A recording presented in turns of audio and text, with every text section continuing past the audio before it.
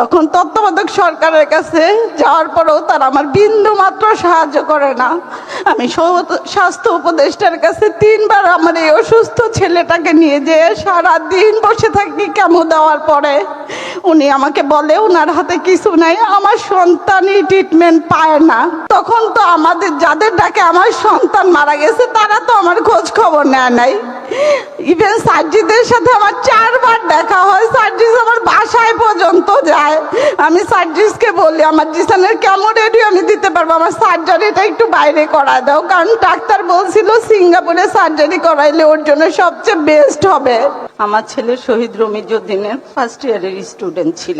5ই August সন্ধ্যায় তাকে fascist হাসিনার দোসরেরা গুলি করে মেরে ফেলে। আমি এখানে একটু বলতে চাই, 5ই আগস্ট আমার বড় সন্তান আমার মারা যায়। একটা মার জন্য এই শোকটা যে কতটুকু কঠিন সেটা শুধু একটা মাই বোঝে।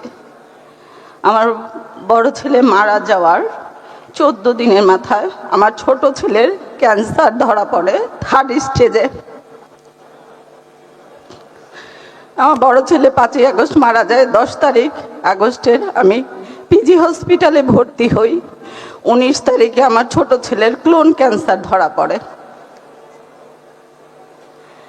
একটা 13 বছরের বাচ্চার 3rd স্টেজের ক্যান্সার, তার লাইফে আর কি চাওয়া পাওয়া থাকতে পারে? তার বড় ভাইয়ের মৃত্যু 14 দিন আগে। ইভেন আমার বড় ছেলে মারা যাওয়ার 7 মাস 13 দিনের মাথায় আমার হাজব্যান্ড ব্রেন স্ট্রোক করে মারা যায়।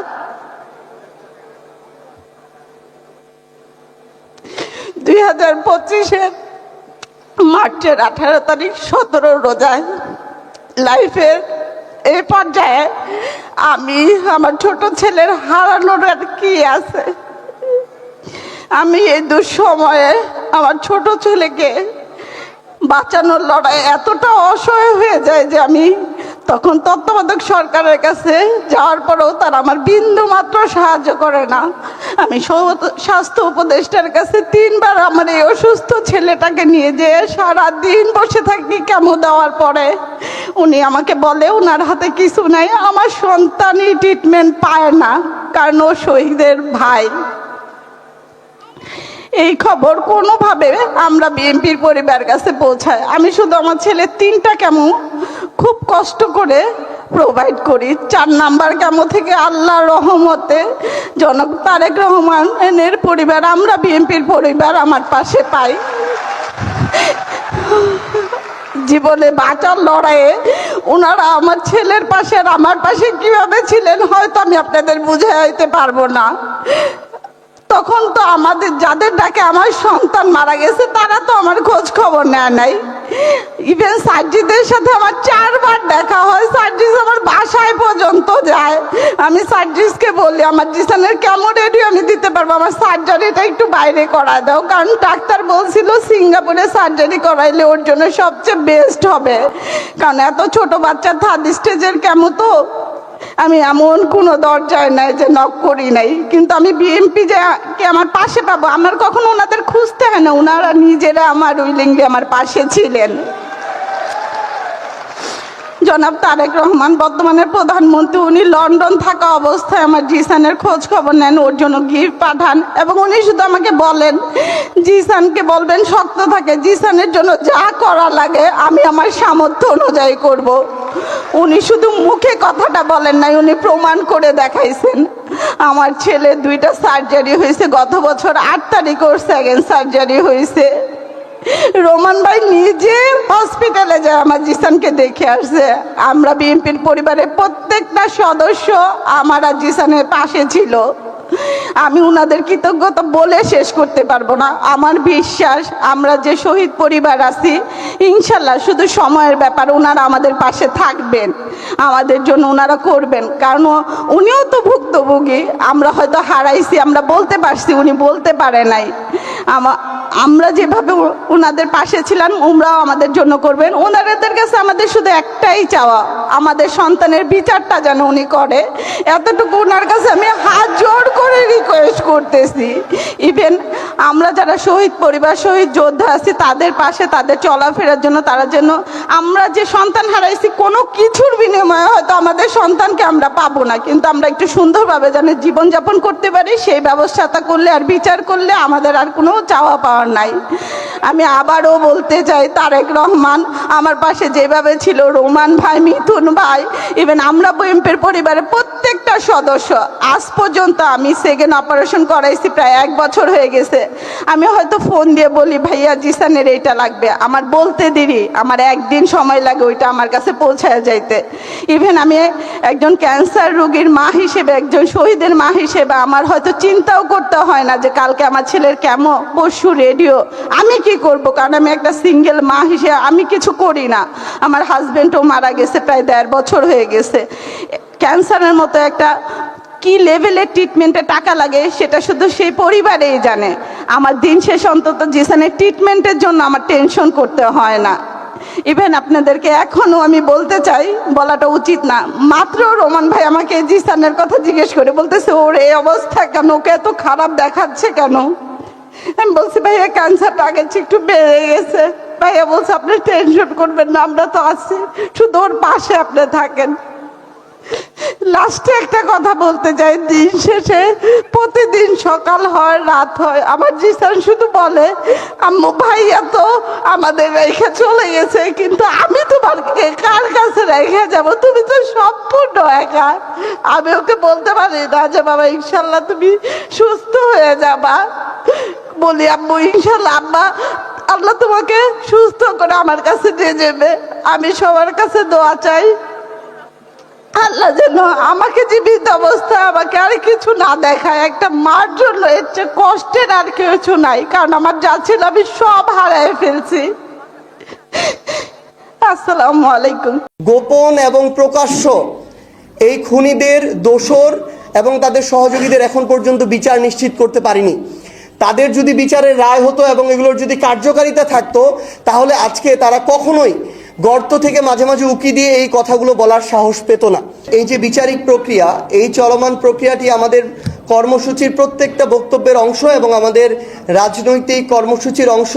এটা শুধু পার্টি হিসেবে জাতীয় নাগরিক পার্টি এনসিপির চাওয়া নয়। আমরা মনে করি যারা জুলাই অভ্যুত্থানে অংশগ্রহণ করেছে, যেই দলেরই হোক, যেই ধর্মের হোক, যেই মতের হোক, প্রত্যেকেই তাদের জায়গা থেকে চাইবে যে আমাদের এই যে প্রয়োজনীয় সংস্কারগুলো, যেগুলো গণভোটে রায় হয়েছে, সেই সংস্কারগুলো হতে হবে এবং যারা এই স্বৈরাচারী শক্তি ছিল, যারা এই গণহত্যার নির্দেশদাতা, গণহত্যার সাথে জড়িত, তাদেরকে বিচারিক প্রক্রিয়ার মধ্যে নিতে হবে।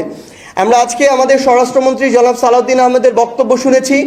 সেখানে শহীদ পরিবার এবং জুলাই যোদ্ধা আমাদের যারা রয়েছেন তাদেরকে নিয়ে যে আয়োজন আমাদের মাননীয় প্রধানমন্ত্রীও ছিলেন, সেখানে স্বরাষ্ট্রমন্ত্রী জনাব সালাউদ্দিন আহমেদ স্পষ্টভাবে বলেছেন যে এই আওয়ামী লীগ হচ্ছে গণহত্যাকারী রাজনৈতিক দল, রাজনৈতিকভাবে এই আওয়ামী লীগের পতন হয়েছে এবং দল হিসেবে আওয়ামী লীগের বিচার করা হবে।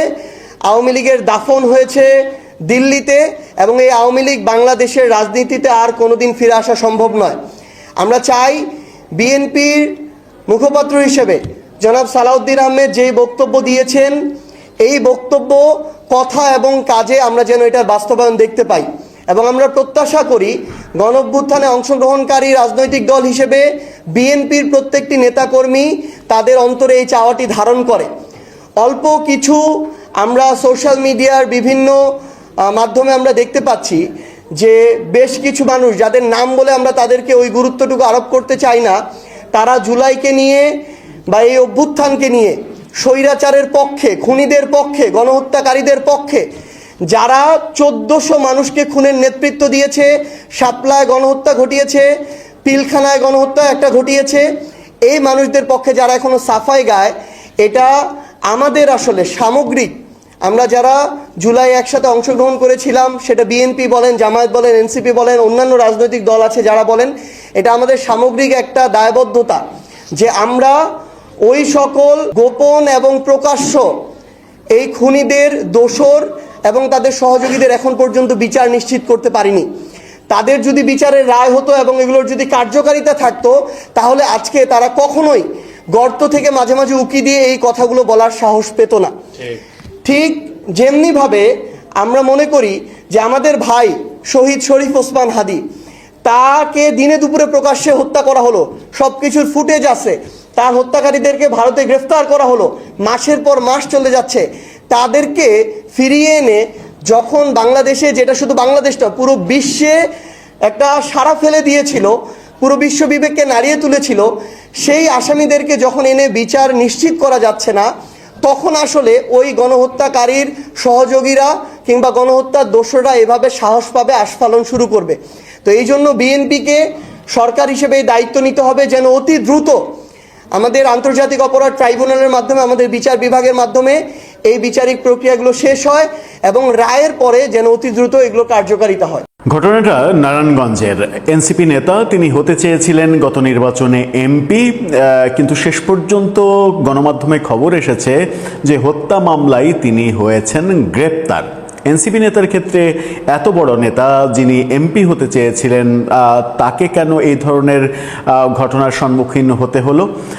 এটা কি এই কারণে যে ইউনূস সরকার নেই, এখন বিএনপি সরকার এসে তাদের আধিপত্য বিস্তার করা কিংবা এক ধরনের জোরপূর্বক যা কিছু করা সম্ভব হয়েছে ইউনূসীয় যুগে, সেটা আর সম্ভব হচ্ছে না? কি খবর আসছে নারায়ণগঞ্জ থেকে? কেন এই ধরনের কথা হচ্ছে? তিনি কি এখনো এনসিপির নেতা আছেন নাকি নেই? চলুন একটু খোঁজ নিয়ে জানার চেষ্টা করি এই ভিডিওতে।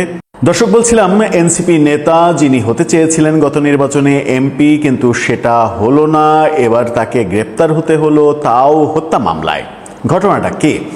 সত্যি কি তিনি এই কাজটা করেছেন? করলে সত্যিকার অর্থেই তার বিচার হবে, নাকি নানা ধরনের পথ অবলম্বন করে তিনি বেঁচে যাবেন? কি বলছে গণমাধ্যম? বাংলা ট্রিবিউনের এই ভয়ঙ্কর নিউজটা একটু দেখে নিন। শিরোনামটা, এমপি হতে চাওয়া এনসিপি নেতা শোয়েব গ্রেপ্তার। এমপি হতে চাওয়া এনসিপি নেতা, এটা বলা হচ্ছে। সেখানে বলা হচ্ছে, নারায়ণগঞ্জের বন্দরে হুঁশিয়ারি শিল্পের শ্রমিক আলমগীর হোসেন হত্যা মামলার প্রধান আসামি ও জাতীয় নাগরিক পার্টির নেতা শোয়েব রহমান সোহেব সহ দুইজনকে গ্রেপ্তার করেছে র্যাব 11। সিদ্ধিরগঞ্জ থানার গোদনাইল এলাকায় অভিযান চালিয়ে তাদের গ্রেপ্তার করা হয়।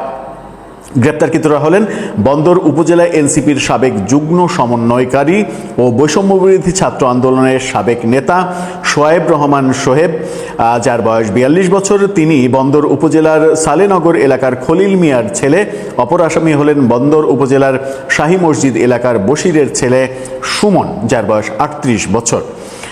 র্যাব 11-র কোম্পানি কমান্ডার মোহাম্মদ নাইমুল হক স্বাক্ষরিত সংবাদ বিজ্ঞপ্তিতে তাদের গ্রেপ্তারের তথ্য নিশ্চিত করা হয়েছে। সংবাদ বিজ্ঞপ্তিতে বলা হয়, 2025 সালের 3রা অক্টোবর সন্ধ্যায় বন্দর থানার সালেনগর এলাকায় একটি অটোরিকশার গ্যারেজে টাকা পয়সা সংক্রান্ত বিরোধ নিষ্পত্তির জন্য শোয়েব রহমানের নেতৃত্বে সালিশ বৈঠকের আয়োজন করা হয়। আলমগীর হোসেন ওই সালিশ বৈঠকে আসতে দেরি করায় তাকে বাসা থেকে ধরে নিয়ে আসেন অভিযুক্ত ফরহাদ সহ কয়েকজন। বৈঠকে আলমগীর ও তার ছেলে মুন্না মামলার আরেক আসামি জুয়েলের কাছে পাওনা টাকা চান, কিন্তু জুয়েল টাকা ফেরত দিতে অস্বীকৃতি জানান। এক পর্যায়ে আলমগীরকে মারধর শুরু করেন জুয়েল। পরে গ্যারেজের বাইরে নিয়ে দেশীয় অস্ত্র, লাঠি, পাইপ, হাতুড়ি দিয়ে আলমগীরকে পিটিয়ে গুরুতর আহত করা হয়। স্থানীয় লোকজন তাকে উদ্ধার করে প্রথমে বন্দর উপজেলা স্বাস্থ্য কমপ্লেক্স এবং পরে উন্নত চিকিৎসার জন্য ঢাকা মেডিকেল কলেজে নিয়ে যায়। হাসপাতালে ভর্তি করা হয়। সেখানে চিকিৎসাধীন অবস্থায় পরদিন একদিন পরে 4 অক্টোবর সকালে তার মৃত্যু হয়। নিহত আলমগীর হোসেন বন্দরের শাহী মসজিদ এলাকার মৃত সোভান মিয়ার ছেলে। এই ঘটনায় তার বোন কল্পনা বেগম বাদী হয়ে বন্দর থানায় হত্যা মামলা করেন। সেই মামলায় এজাহার নামীয় 1 নম্বর আসামি করা হয়েছে শোয়েব রহমান সোহেবকে। এছাড়া এই মামলার 10 নম্বর আসামি সুমন। নিহত আলমগীর হোসেন তিনি বন্দর শাহী মসজিদ এলাকার মৃত সোভান মিয়ার ছেলে। এই ঘটনায় তার বোন কল্পনা বেগম বাদী হয়ে বন্দর থানায় একটি হত্যা মামলা দায়ের করে। সেই মামলায় এজাহার নামীয় 1 নম্বর আসামি করা হয়েছে শোয়েব রহমান শোয়েবকে। এছাড়া এই মামলার 10 নম্বর আসামি হচ্ছে সুমন। র্যাব জানাই মামলার আসামিদের গ্রেপ্তারে দীর্ঘদিন ধরে গোয়েন্দা নজরদারি চালানো হচ্ছিল। গোপন সংবাদের ভিত্তিতে সিদ্ধিরগঞ্জ থানার গোদনাইল এলাকায় অভিযান চালিয়ে শোয়েব রহমান ও তার সহযোগী সুমনকে গ্রেপ্তার করা হয়। তাকে পরবর্তীতে বন্দর থানায় হস্তান্তর করা হয় এবং আদালতে নেওয়া হয়। ত্রয়োদশ জাতীয় সংসদ নির্বাচনে জাতীয় নাগরিক পার্টি থেকে নারায়ণগঞ্জ 5 আসনে সংসদ সদস্য হিসেবে মনোনয়নপত্র সংগ্রহ করেছিলেন শোয়েব রহমান। অথচ মামলাটা কিন্তু হত্যা মামলাটা তার আগে অক্টোবর মাসে এই হত্যা মামলা গত বছরের এবছরের 12ই ফেব্রুয়ারি, মানে চিন্তা করেন প্রফেসর ইউনূসের আমলে তার নামে এত বড় একটা মামলা হয়েছে, তাকে গ্রেপ্তার করা হয়নি। তিনি প্রকাশ্যে ঘুরছিলেন এবং নির্বাচন করতে চেয়েছেন, এমপি হতে চেয়েছেন। শেষ পর্যন্ত এই আসনে এনসিপির কেউ মনোনয়ন পায়নি।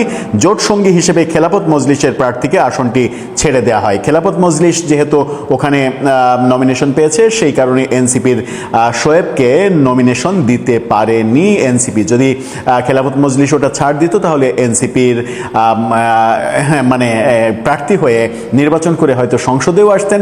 তারপরে এইসব মামলা মোকদ্দমা কোথায় উধাও হয়ে যেত।